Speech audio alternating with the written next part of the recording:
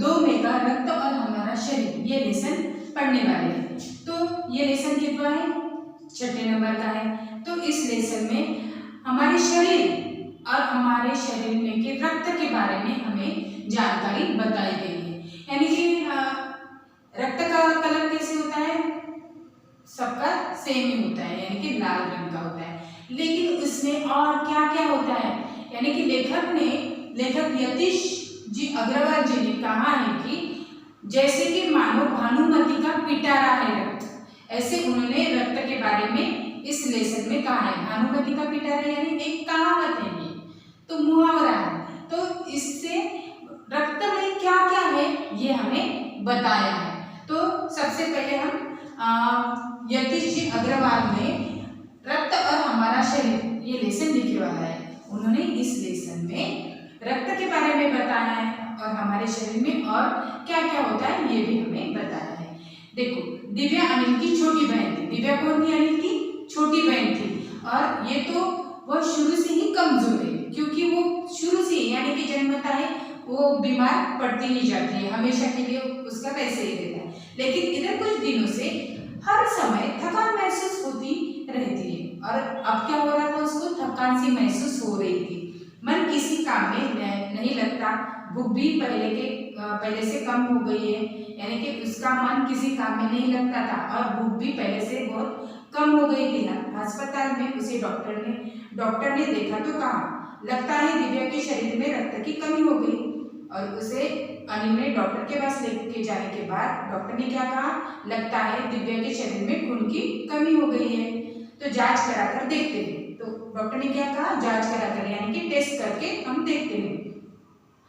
यह कहकर उन्होंने दिव्या को रक्त की जांच के लिए पास के एक कमरे में भेज दिया। वहां अनिल को अपनी ही जान पहचान की डॉक्टर दीदी दिखाई दी।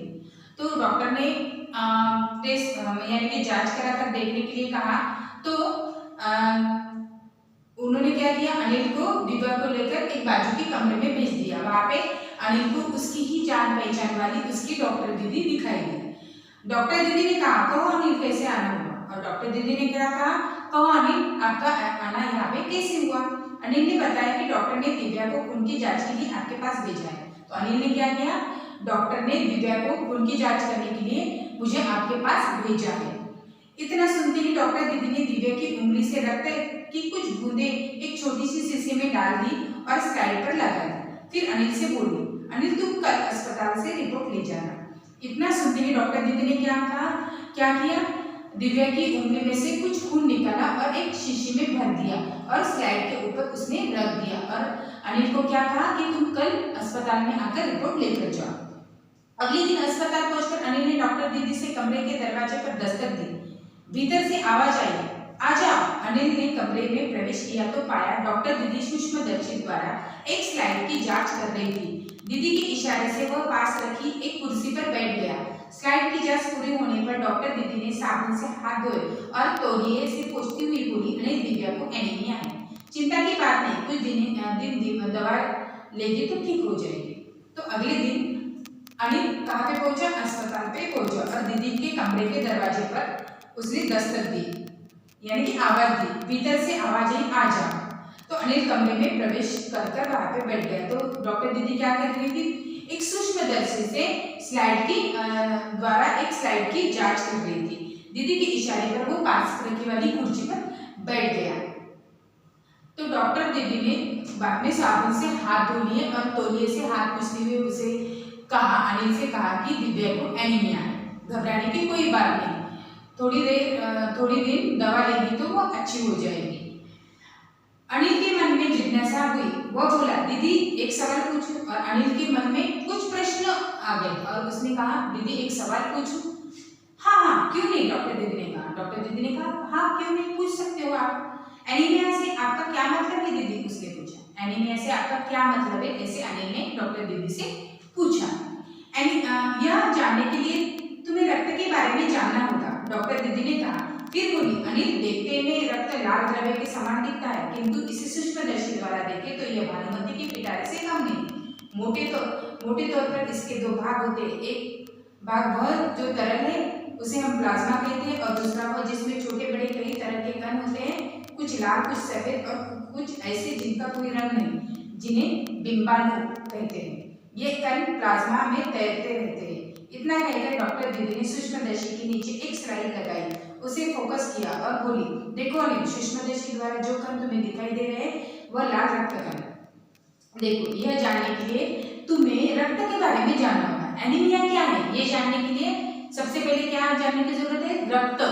रक्त के बारे में जानना जरूरी होता है। डॉक्टर दीदी ने कहा, फिर बोली, अनिल, देखने में तो रक्त लाल द्रव्य होता है, यानी कि लिक्विड के जैसा होता है, और कलर कौन सा होता है? लाल होता है।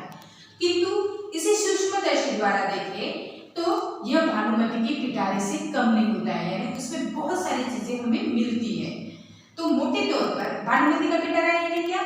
यानी कि उस पिटारे में बहुत सारी चीजें मिलती है। वैसे ही रक्त में हमें बहुत सारी चीजें मिलती है, इसलिए उसे भानुमति का पिटारा कहा गया है। इसके दो भाग होते हैं, एक तरल भाग होता है, उसे क्या कहा जाता है? प्लाज्मा कहा जाता है। रक्त के कैसे भाग होते हैं? दो भाग होते हैं। तो पहले वाला तरल होता है, तो उसे प्लाज्मा कहा जाता है, और दूसरा कौन सा होता है? जिसमें छोटे बड़े कई तरह के कण होते हैं, कुछ लाल, कुछ सफेद और कुछ ऐसे जिनका कोई रंग नहीं होता, जिन्हें बिंबाणु कहा जाता है। पहला वाला प्लाज्मा और दूसरा बिंबाणु। तो इसे प्लेटलेट कण भी कहते हैं। ये कण प्लाज्मा में तैरते रहते हैं। ये कण काय में तैरते रहते हैं? प्लाज्मा में तैरते रहते हैं। इतना कहकर डॉक्टर दीदी ने सूक्ष्मदर्शी के नीचे स्लाइड लगाई, उसे फोकस किया और बोली, देखो अनिल, सूक्ष्मदर्शी द्वारा कण तुम्हें दिखाई दे रहे हैं, ये लाल रक्त कण है। ये कौन से रक्त कण है? लाल रक्त कण है।